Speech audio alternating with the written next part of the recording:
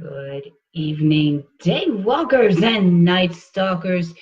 It's me, your twisted southern horror queen, coming to you live from under a full moon right here in southeastern Louisiana. Just getting back in from Gulf Coast Fan Fest, and we're still freaking exhausted. But it was awesome. There's my boy Freddie. That was the only thing missing at Gulf Coast Fan Fest was Freddie Brosman and his fantastic work. He would have done very well there. But good news is there will be a Gulf Coast Fan Fest 2019. So prepare yourself for it, Freddie. It's going to be freaking awesome. There's plenty of room. Fantastic venue. You're going to love it. There's my boy Germ and Andrew Armstrong. I can't wait to show off what you're sending to me. Thank you again so much. You have made my week. And there's my good friend Gavin Williams. I know, Freddie, but it was awesome. I'm fixing to tell you guys all about it. Just want to get my shout out to the guys over at the lineup. Yep, that's the guys from the Creepy Crate who are bringing you this week's Twisted Southern Horror Queen show. Yep, those guys have been out there digging and rooting around, and they have got all kind of crazy stuff that is going to be packed into the October Creepy Crate. Stay tuned because you know I'm going to do a live unveiling. I can't wait to see this one. This one is going to be freaking crazy. It's Halloween month. Of course it's going to be crazy. It's going to have all kind of madness in it. You guys, if y'all haven't signed up already, you are freaking missing out. There's only going to be one more this year. I think it's too late for the October when it's already shipped, if I'm not mistaken. So you would have to get the December issue, I think. Yeah, would be because it's every other month. So if you want to get one in 2018, go to authorlyngibson.com. I'm great. Gavin, how are you? And look on the right-hand side of the home screen where you will see a link to Creepy Crate. Check it out. Read about some of the past crates. Read about what's going to be in some of the new crates. And subscribe. And when you go to check out, use that code TWISTED, and you're going to get an extra $5 off. I kid you not. Try it. Check it out. Tune in when I do my unveiling from the October crate, whenever that's going to be, because October is like a crazy month for me. But it's a good kind of crazy. I'm digging it. All right, so let's see who else has checked in before I get rolling with Gulf Coast Fan Fest. Big Johnny Blender is stalking me from downstairs. There is Ken. Glad to see you. Oh, let's see who else. Kim Maddox is in the house. Kim, I'm glad you got your book. Let me know what you think about it as soon as you get through reading it. I know you're tied up with school and all that stuff, so that's important. Do the important stuff. Yeah, Gavin, your book should be there soon. And there's my boy, Trouble in the House, Wade Cuevas. All right, so let me tell you guys about Gulf Coast Fan Fest. It was freaking incredible. It was at the Gulf Coast Convention Center, which is part of the Gulf Coast Coliseum complex. Freaking awesome venue. Freaking great food in the green room. Mike Inslee and his staff did a fantastic job. This is one of the few cons that I've been to that pretty much went off without even a hiccup. Everything was so smooth. The only problem there were a couple of the celebrities had a hard time getting in there, but that's because of all the storms and stuff that shut down all the flights in Houston. So had nothing to do with the con. Man, the celebrity list was fantastic. Everybody was so cool. We had visits at the Adrian's Fury Dragster from a ton of celebrities. One of my favorites, which was Mr. Felix Sela. He was Cousin It on the Addams Family. Also, he was on Return of the Jedi. He was one of the main Ewoks that had all the interaction with Princess Leia. He was also in the Buck Rogers TV series, and a lot of different roles like the Towering Inferno, the Hindenburg, Battlestar Galactica. He's very well known and a great little dude. No pun on words intended there, but I enjoyed spending some time with Mr. Felix. Dirk Benedict hung out with us. He is a way cool dude too. This was the dude they called Face from the TV series A-Team. Yeah, the original A-Team. And some of you guys may actually remember him as Starbuck from Battlestar Galactica. Then John's buddy, the foodie, Ming Chen, stopped by. He actually got in the car and chilled out with Big Johnny Blender for a while, and they talked about grub. What else? And there's my boy, Chris. I had a fantastic time, too. It was so good to meet you in person. I got to meet you as well as a few other followers of the Twisted Southern Horror Queen stream. It was fantastic to actually be able to put a face other than your Facebook icon to your voices and to your joining in on the stream every Tuesday night. So great. I'm glad you guys came over and met me and took the time to come and meet me, because that was freaking awesome. Yeah, Kevin Sorbo, he was in and out, and Ray was one of the ones that was late getting in there. He had a hard time. He was exhausted by the time he got there. Jason Muse was exhausted by the time he got there. He was late getting in, and I think he had a little bit of synthetic help. He stopped by to visit the dragster, got in, and yeah, the dragster didn't need to be started for Jason to make it go vroom vroom. Check that video out on Big Johnny Blender's timeline. That was crazy. Tom Kane, he also came by and hung out with us. He's like a big time animator. So if you've seen any animated movies or played any video games for like the past 15 years or so, you have seen his work.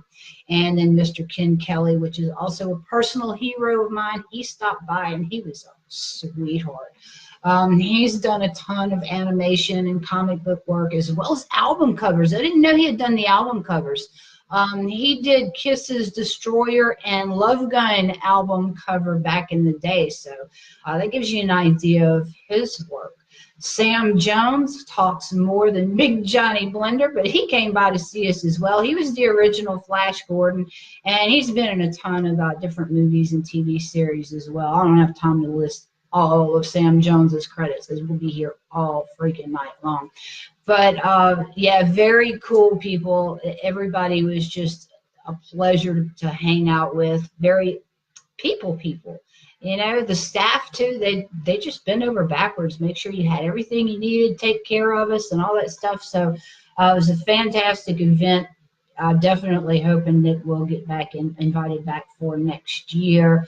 Let's see, it might take a little time to get to where oh yeah, it's probably going to take maybe another week or so, Gavin, but hey, let me know what you think about it. You know, I can't wait to hear your input on that. Freddie says his anatomy teacher from Tampa was one of the guests. I was hoping to make a surprise visit. Oh, bummer. We actually had some people stay, and we were at the DoubleTree there in Biloxi, and there were quite a few people who had evacuated from Panama. As a matter of fact, some of the vendors said that they evacuated before the storm and had no idea if they had houses or anything to go back to. So it was surreal talking to some of these people, because they had just come from those areas. There was still no cell service. There was still no electricity. There was no way or no one for them to contact to find out if the people they knew and loved that had stuck around were okay, if their homes were okay, if they'd have jobs to go back to. So, yeah, all you could tell them is that you were praying for them and you felt their pain. Anybody that's lived in Louisiana, Mississippi, Alabama, and, of course, Florida and Texas, we know what those hurricanes can do to you. They can pretty much wreck your life in just a matter of minutes. So to all of those folks who are digging out from under the rubble of Michael, here's to you guys. All right, so Brandon Vale, which is a friend of the show. You guys see him pop up just about every week. I don't know where he's at this week, and you better not miss out, because he inspired this freaking entire show.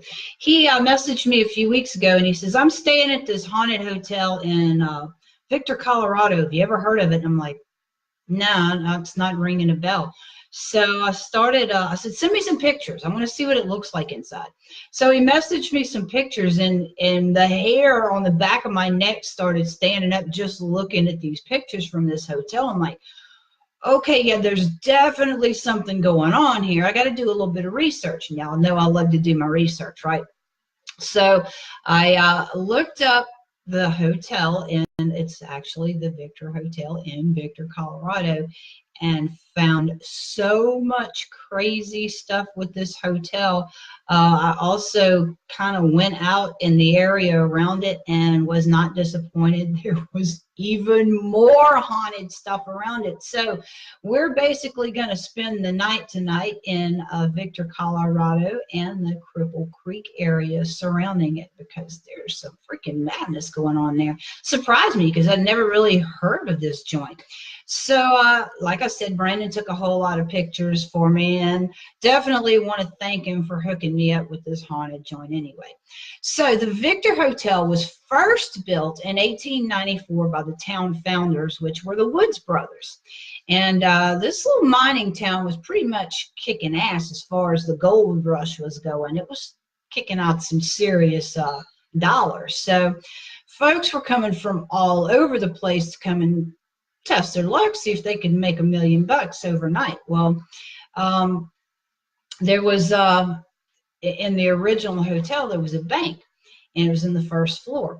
Well, you know, all banks have concerns of crashing and having all these meltdown problems, but this little bank right here actually had some different concerns because these people were actually mining 500 feet beneath the floor there.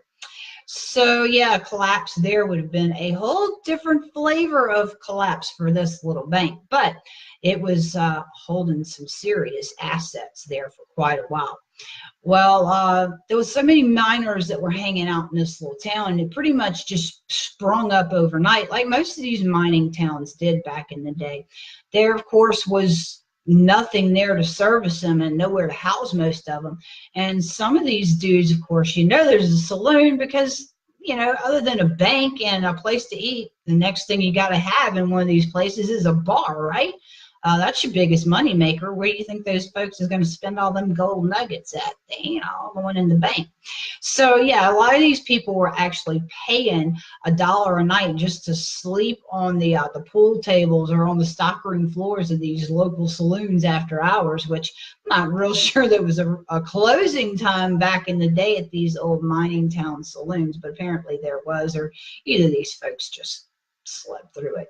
So dinner time, it pretty much looked the same. There was not a whole lot of places there to feed these guys, so it basically looked like somebody had set up one of those new Obama phone tents right there in the middle of town, because the lines were just miles long, and these folks were just starving to death waiting to get fed. So, you know, like I said, no place to service these people. Imagine standing in those lines for hours and hours waiting to get fed. And let me throw this little kicker in there too. These dudes had to be some kind of funky, because there were only 2 bathtubs in this entire town. They weren't mining in streams either. They were mining in caves and underground. So yeah, it's not like they were taking a bath in the stream. So yeah, that would have been interesting as hell right there. But anyway, sometime in the middle of all that madness, the Victor Hotel, along with the entire surrounding town, was destroyed by this massive fire. They, of course, rebuilt the hotel because there was such a demand for housing and other things in the area. And this time, instead of it being built out of wood, they built it out of brick and mortar in 1899 and 1900, and eventually opened up in the latter part of 1900. So after that, when it opened back up to the public, it was brutally cold, and there were, of course, a lot of deaths from mining accidents and crime, and it was brutally cold. So the ground was frozen, and there was no way to bury these bodies. So the elevator was used to carry these corpses up to the 4th floor, and they would be stored there until the ground thawed out enough in the spring to bury them. So the 4th floor was also used as a hospital at one time. And actually, this was one of the first places where successful emergency appendectomy was done in 1906. But still, we're just a little bit ahead of that, or a little bit behind that at this time. So anyway, with all this crazy stuff going on the 4th floor, yeah, you know that sucker's got to be some kind of haunted, right?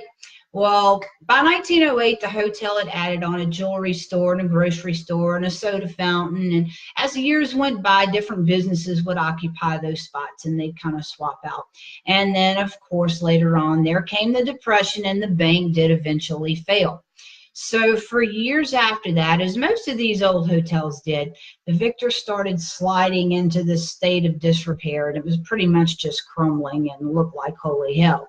Well, in 1991, it was purchased, and these folks decided they were going to remodel. And we all know here on the Twisted Southern Horror Queen show what happens to these old buildings when they're remodeled. The ghosties get pissed off. So, yeah, things started really popping around this place after that. So let's talk about some of that madness. Now, a lot of the folks that have stayed there have reported seeing these disembodied ghosts on the fourth floor. I imagine they've seen all kinds of stuff on the fourth floor. But some of these folks say that the spirits look like either doctors or patients, and some of these patients don't have arms or legs or heads or upper torsos or, all of those things that make a body functional. The fourth floor is not the only place that you could encounter one of these disgruntled spirits, though. There's also a basement. And, of course, there's the third floor and the kitchen. And, of course, this elevator that they use to haul these corpses up and down there with. Naked wines. That's awesome. So this elevator is the most likely place where you could encounter one of the resident ghosts there named Eddie. Now, this dude fell down the elevator shaft during the stay there at room 301. You could run into him in that room and the hallway and, of course, there in the elevator. Now, Eddie lived in the Victor Hotel in room 301 during the early part of the 1900s while he was there working in the mines. Now, him, as well as most of the miners that worked there, was well known for wearing these heavy steel-toe work boots. And, of course, you could hear them tromping down the hall when they got up or when they got in. Well, one evening, actually it was one night in the middle of the night, Eddie decides he's going to get up in the wee hours of the morning and go to work. So he goes to the elevator and he presses the button to go down. And, of course, when the doors open, Eddie stepped in, but the elevator wasn't there. So this poor bastard falls to his death. Well, after they scraped his ass up from the elevator shaft, he was laid out for his viewing in the room that he was staying in, room 301. So now the elevator is known to run by itself. It'll go up and down even when there's nobody around to push these buttons. Now, the elevator will never stop on the second or the fourth floor. It only stops there on that third floor. And, of course, Eddie is heard walking around in the halls at all hours of the night. And a lot of these guests have woke up and complained to the staff that they can't sleep because all they're hearing are these loud footsteps out in the hall. So they get up to go scream at whoever it is that's tramping up and down the hall. And, of course, you guessed it, yeah, there's no one there. Now, room 301 isn't the only hot spot on the third floor there. One of the guests in room 307 gets pissed off one night, and he checks out. This dude said that they got absolutely no sleep the entire night because somebody was banging on the pipes outside their door all night long. Well, every time they went to look outside the door to see who it was there banging on the freaking pipes, of course, there's nobody there. Now, the kicker here is room 307 is in the corner, and there are no pipes anywhere near those walls. Now, another guest from room 307 claims that she had been out seeing the sights today because this is a ghost town. There's a lot of businesses and old buildings that are on the historical register and, of course, the haunted register. So there's a lot of ghost tours and a lot of history and a lot of places to visit. So this chick had gone out, and she was enjoying one of the tours, and she came back with a headache, so she puts an aspirin in one of the plastic cups. There's always 4 cups in each room. Well, she sets the aspirin down on the bedside table, and she's going to take it a little while later. Well, she runs off to go get something to eat, and after a little while, she comes back. She's ready to take her aspirin and hit the sack. Well, the cup's gone. It's nowhere to be found. She looks all over the room. No one had been in the room. She looks in the trash can. Nowhere to be found. So this fourth cup with the aspirin in it never ever resurfaced. Now, there's also a couple of friendly ghosts that hang out there in the lobby. Now, some of the guests have seen this well-known ghost there that everybody knows is Charlie. Charlie's seen in a black hat. He wears toward jeans and a plaid shirt. He's a very friendly guy who looks to be somewhere around 60 years old. And they say he's got a pretty good sense of humor. So he must joke around with or play practical jokes on the staff or the guests there. There's also a chick that hangs out in the lobby as well. But from what I understand, you only see her around a certain time of year, and that, of course, would be Christmas. The most recent recorded spotting of her was in the Christmas season of 2003. The staff that was staying there, of course, they're decorating or whatever the case may be. Well, the staff chick walks through the lobby and sees this woman walking around, and she's checking out all the decorations, just kind of chilling and admiring everything. Well, when the staff member goes to approach her, she just disappears into thin air. The kicker with this is during this time, there was absolutely no one checked into the hotel, and the lobby doors were locked. So that was kind of cool. Now, the staff in the kitchen will tell you straight up that there is definitely a ghost that hangs out down there with them.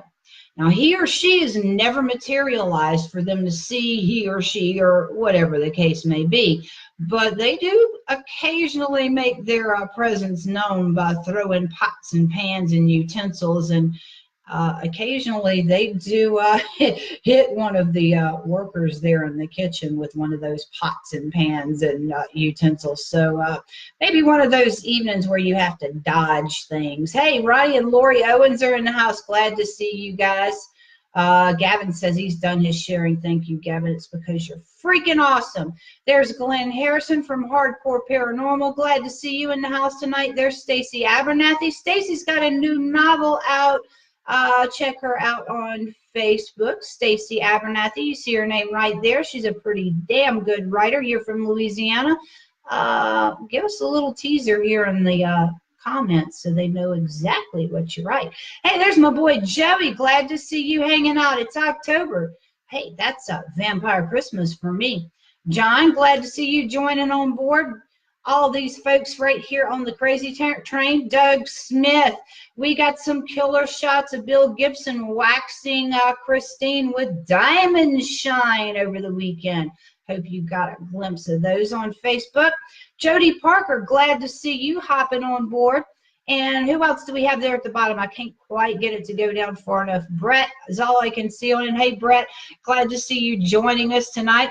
All right, so the Victor Hotel, as I told you, has a pretty impressive haunted history, but keep in mind that it's set in the middle of this gold mining town. Now, history there says that there was at least one homicide a day back in the gold boom times. Besides that, folks were being offed in the streets, and there were also these mining accidents and floods and fires and bloody battles between the mine owners and labor unions, not to mention the everyday savage lawlessness that just ruled the area in general, right? Well, as you probably already guessed, the Victor is not the only haunted joint in this area. There's also the Colorado Grand Casino. Now, this joint, of course, wasn't a casino back in the day, but it is still standing at 300 East Bennett Avenue. Now, at the turn of the century, this 3-story brick commercial building housed a variety of different businesses, including a drugstore, a millinery, an engineer, a lawyer, a doctor, and, you know, all kind of stuff.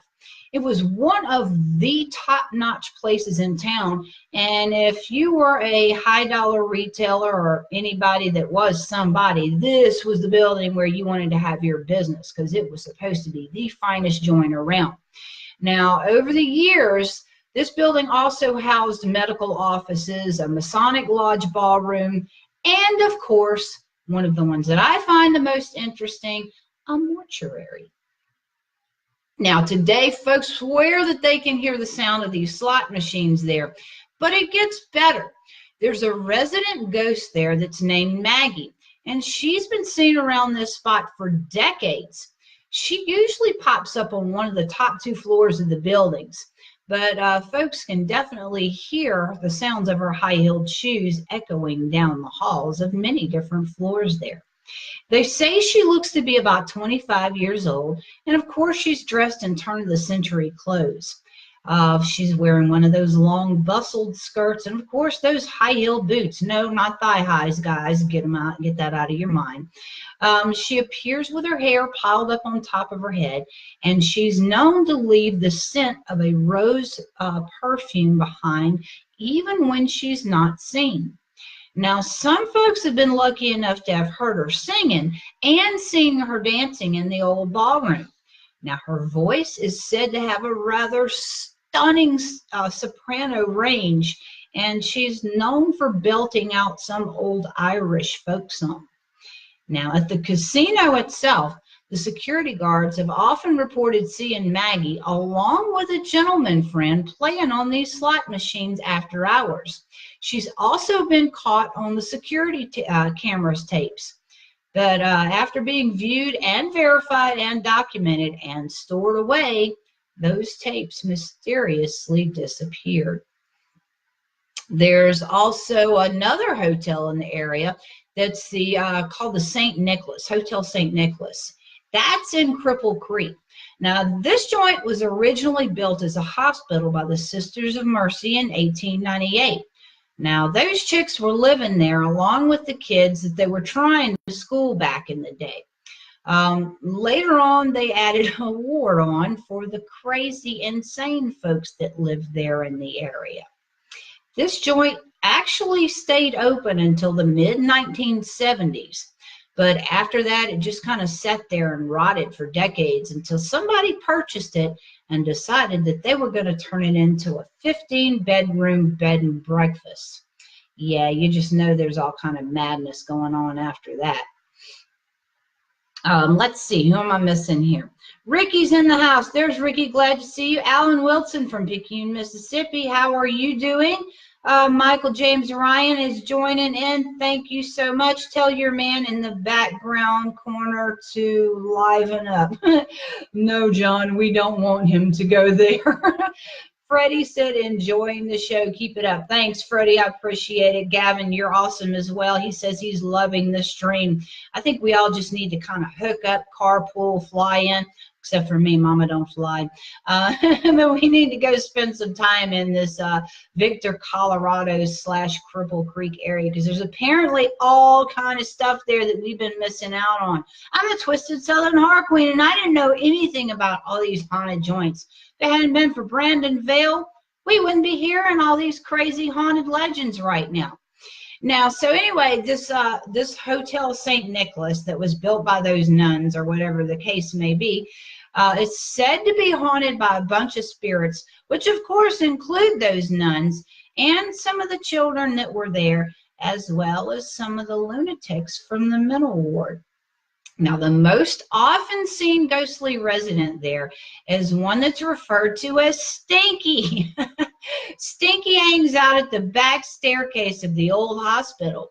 And folks say you'll know he's there without a doubt because you're going to catch a scent of like a sewage-like aroma arising from behind the staircase.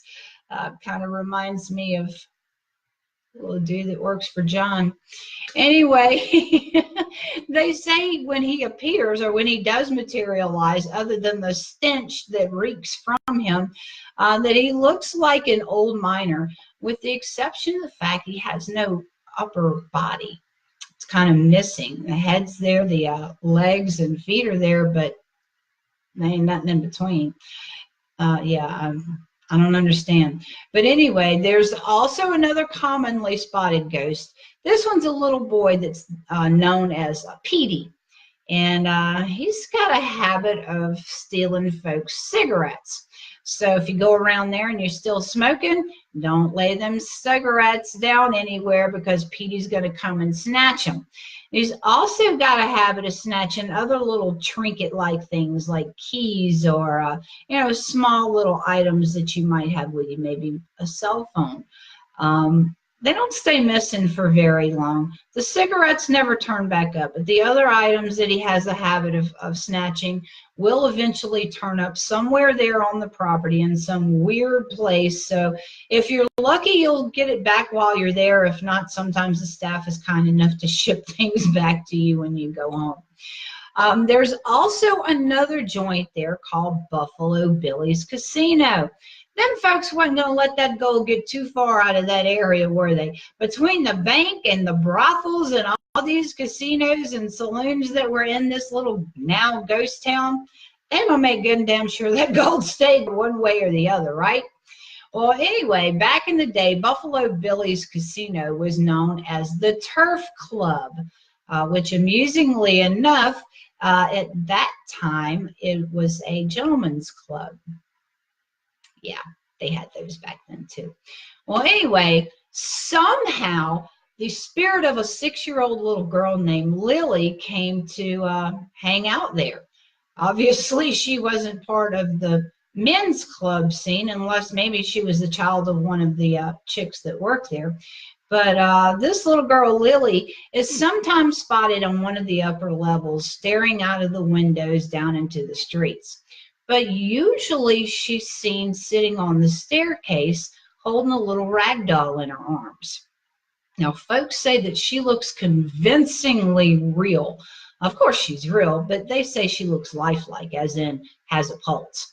One time there was this one employee in particular that walked up to her. She thought it was kind of odd. This little girl's just sitting there all by herself, and she asked her if she was lost, and Lily looked back up at her and says, "No, I'm not lost. I live here."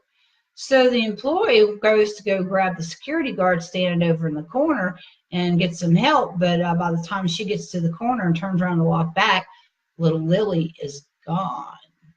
So there, of course, was no sign of her anywhere, at least not at that point in time, because, of course, she's been spotted many, many times afterwards. Now, there was this one lucky guest in particular that had a really cool experience. Mom must have been really hot that day because she's sitting on one of the slot machines, and all of a sudden she realizes her little girl is missing. She's lost track of her daughter. So she freaks the hell out and runs off and goes to look for her, and eventually she runs into the lobby and she sees her daughter sitting on the stairs talking to nobody. Well, after she catches her breath and she's relieved to know that she's found her daughter and everything's okay, she asked her what she'd been doing. And the little girl turns around and looks up at Mom and tells her that she'd been playing all this time with another little girl named Lily. How cool was that? The little girl was watching out for her. That was Brett Pingle I couldn't see earlier. Hey, author Paula Harden has joined in as well. Hey, my girl, glad to see you. That's my twisted sister from Pearl River County, Mississippi. Freddie said, "Oh, God, that would be a horrible smell." Yeah, but at least you'd know exactly who it was and what to look for while you were there. John said, "On a serious note, did you know Halloween originally from Ireland when the Irish landed in America during end of famine from 1845 to 1847? Actually, yeah, I did know that it originated in Ireland. It's been celebrated on many different continents, not always the same time of year, and of course not always called Halloween, but everybody's kind of got their Day of the Dead that they celebrate. But definitely, I'm glad you knew that, John. Thank you. You are a kindred soul. Feel free to share anything, because every once in a while folks do run up on something I don't know, just like Brandon Vale sending me all this madness right here from Victor, Colorado, and the surrounding area of Cripple Creek. Tim and Donna Hatton, my other friends from high school back in Pearl River County, Picayune, Mississippi, have joined in. Glad to see you guys. Hi, Holly. I would love to be your twisted sister from Canada. Well, there you go, Holly. You're there already. You're watching the Twisted Southern Horror Queen stream. You're obviously another kindred soul, so You are my twisted sister from Canada. And I got a twisted brother from Canada as well. His name's Gavin Williams. He's a cool little dude. All right, so we talked about the mother that had got a little carried away with the slot machine and Lily the ghost babysitting her daughter. Now, other than these sporadic encounters with Lily, she leaves evidence of her existence in a whole bunch of other ways. Apparently, Lily considers herself somewhat of an artist. And for decades, her drawings and written numbers and letters are always found on the hallway at the top of the staircase. So when these things materialize on the walls there, the staff will go up there, scrubs her artwork away, and of course, just a few days later, they reappear. Now, Lily also has a love for balloons, and folks that hang out there in the area a good bit will just for shits and giggles take her a balloon. Now, if you do decide to do that while you're in the area visiting, do not bring her a blue balloon. She's very picky about the color of balloons that she plays with. And if you bring her a blue one, it's going to pop immediately.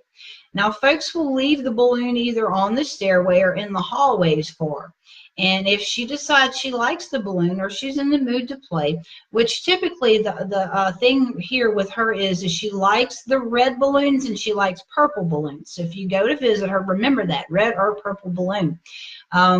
A lot of times you'll see that balloon going up and down the stairs and around the hallways, never floating up in the air, never hitting the ground, always at arm's level of where a child would be carrying it. So that's a cool little hint to know about if you go in that little area right there. Make sure you have some purple or red balloons with you to leave for Lily. Now, another hotel that's right there in that area is the Imperial Hotel. Now, that one was built after the fire that pretty much burnt down all of Victor in 1896. It was originally called the Collins Hotel, and it was one of the first places, along with the Victor, that had modern amenities like electric lights and steam heat. Now, there's some crazy stuff going on in this little joint, too. In the early part of the 20th century, this hotel was run by this dude named George Long. Y'all check this out. You're going to like this. This dude was a European immigrant that settled there in Denver, and he married his first cousin. Well, they worked real hard, and eventually they worked their way up to actually running this hotel. And once they had a stable home life, if you can have that with your first cousin, they attempted to start having kids because they wanted a family. They actually wound up having two. The first one was a little girl. The second was a little boy. The little boy didn't make it past his infant years or infancy. From what I understand, there were all kind of complications. Well, there were also complications with their first kid, which was the little girl they named Alice. She was apparently born with some kind of severe mental disorder. And the older she got, the more difficult it was to control her, because apparently this little girl would just lose her shit and go crazy. Well, when you're running a hotel, especially a hotel like this where the most elite folks in the area were coming to stay, the wealthy folks didn't want to see any of that kind of crazy shit going on in the lobby. So it got to the point where they had to keep her locked in their apartment, which was next to the lobby, and today is the site of the Red Rooster Bar. Keep that in mind as well if you ever decide to go visit this place. There's something relevant to that, and we'll get to that in a few minutes. Now, years later, George was going down the stairs to the basement, and they said that the stairs were kind of rickety and very narrow, and of course not OSHA required safe anyway. But back in the day, they didn't have all that OSHA stuff. So he supposedly fell to his death down these stairs. They said it was an accident, but the rumors started circulating that it wasn't no accident. What the rumors said and what the locals were telling folks was that Alice was standing at the top of the stairway when he was making his way down, and she knocked the hell out of him with a cast iron skillet in his head and then shoved him the rest of the way down. Well, we're just still hanging around there today. And apparently he's quite the ladies' man. He likes to flirt with all the chicks that are hanging out there. And he's known for pinching asses, and he loves to play on the slot machines. The security guards, when they get their first briefing from their first shift of working there, they're all kind of briefed on George so they know not to freak out when they hear stuff going on after the place has been closed. And just about every security guard that works there has had some kind of experience or encounter with George. The most common encounter they have with him, they don't actually see him. If they're patrolling the area, all of a sudden they'll hear the slot machines start dinging, and they'll hear the coins hitting down into the metal hopper after the casino's closed. So George is not only playing the slot machines, apparently he's very lucky and he's winning. So these security guards will find whichever slot machine it is, if the lights are still blinking on or the tray at the bottom of it's full of coins, and they'll make a note of it, give it to management when they come in the morning, because obviously that machine is malfunctioning, right? Not so much, because every single time that the machines are checked out, there's nothing found wrong with them. Now, Alice, she also makes her presence known. She doesn't necessarily materialize, but remember where I told you that the old apartment that they kept her locked up in is now the Red Rooster Bar. If the staff screws up and accidentally leaves the door closed, you will hear her scratching on the other side of the door to get out. So you may want to just walk over there and shut the door real quick and see if you can hear Alice scratching on the door to get out of there. I think it'd be an interesting test. Make sure you turn on the recorder on your phone before you do. There's my girl Susie. I got to hang out with Susie and Michael Jones and Bill Gibson, and of course the Christine car all weekend. It wasn't long enough because I just thoroughly enjoyed being with those guys. There's Uncle Jesse Holmes. Glad to see you listening in tonight, honey. Thank you so much for the card. We very much appreciate that. Tim and Donna said, good seeing you. I check in from time to time. Thank you. I appreciate that. Holly's sending me hugs and kisses. Susie said, hi, love. So glad to have spent this weekend with you. I know, honey. It's never enough. Halloween is actually just another pagan belief. Yes, I agree with that, Brett, but I so do love Halloween. Gavin says, hi, Susie. Stacy's giving you guys a sneak peek of her new novel right there in the comments. Check that out when you get a chance. Holly says, I am good, really enjoy Horror Queen. Thank you. I appreciate that. Brandon Vale, you've been missing out. We've been talking about the Victor Hotel, Victor Colorado, and Cripple Creek. There was all kind of crazy stuff there, dude. I hope you got a chance to go check out some of the other places that are here in this feed. Glenn says, great show tonight, perfect for October. We're always perfect for October, Glenn. Hugs and kisses to you, sweetheart. Mike says soap. I bet he does. Okay, so then there's one other place that I want. There's probably going to be more than one. I'm just kind of thrown off by the whole soap comment there. Susie, Big John's hollering soap as well. We went to Golden Corral for dinner last night, Susie. There was plenty of soap there in that house. Okay, so this place here is the Palace Hotel. It's actually called Womack's Casino now, but it opened in 1894. Now, this place was actually one of the first areas that had a gambling venue at all. Now, you know, in the saloons, they always have the poker tables, and folks were always betting around the pool tables or whatever the case may be. But this joint right here actually had an established gaming venue there. So it was very popular, very crowded, and it was very crowded in the area, period, because it was still one of the first hotels that were built there, and there was still not enough housing for all the gold miners that were in town. And this place was charging $1 a night for a chair to sleep in. So not only were they taking all the miners' gold, they were charging them $1 a night for a chair to sleep in.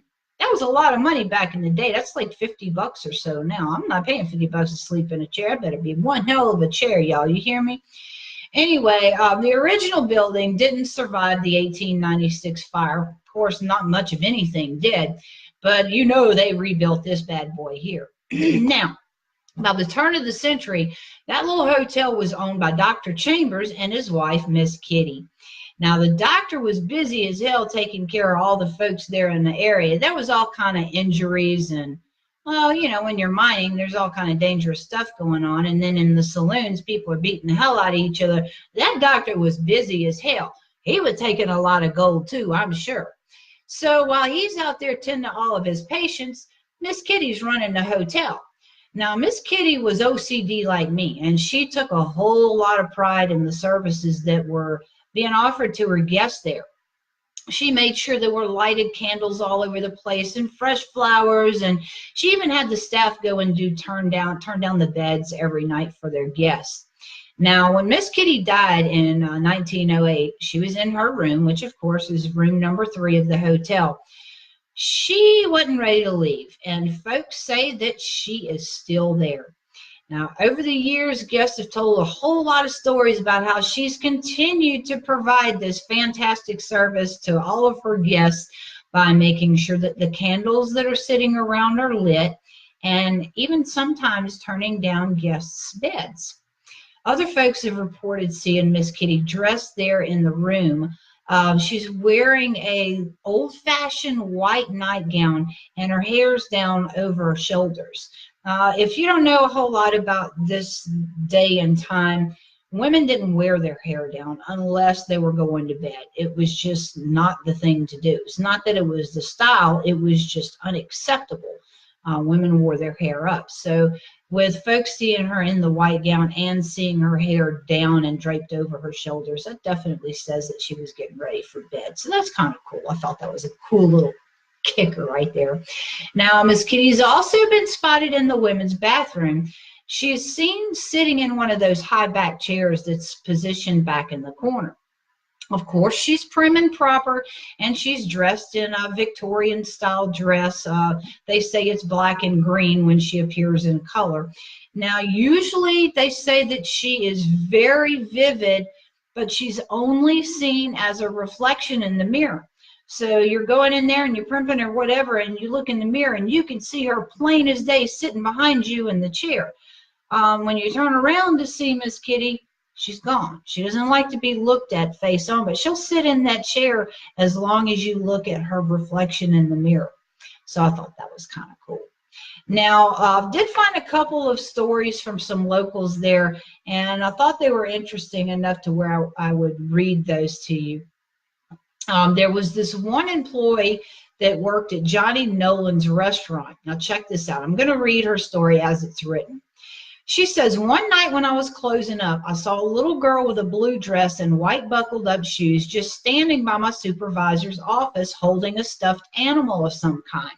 I asked her what she was doing over here since it was apart from the main floor where the guests would normally be.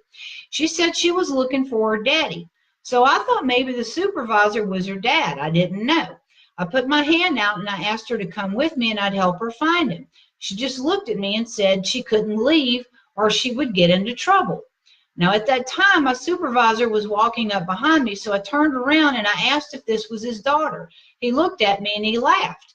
I didn't get what he was laughing at until I turned around back to the girl that wasn't there anymore. My supervisor asked me if I was okay. So I started rambling about what had just happened, and he asked me if I wanted to hear a story. He then told me about a man that owned the building back in the early days. He had lost his wife to some disease and was very protective of his daughter. He would go to work every day and leave his daughter home alone. He had told the girl that it was very dangerous to go outside without her father, and that the only way she would be safe was to stay inside and play with her toys until he came home. Well, she did that every day of her little life. Then one day there was a couple that lived in the same building that got into an argument, and somehow a lamp got knocked over. The lamp broke and started a fire. The whole building went up in flames.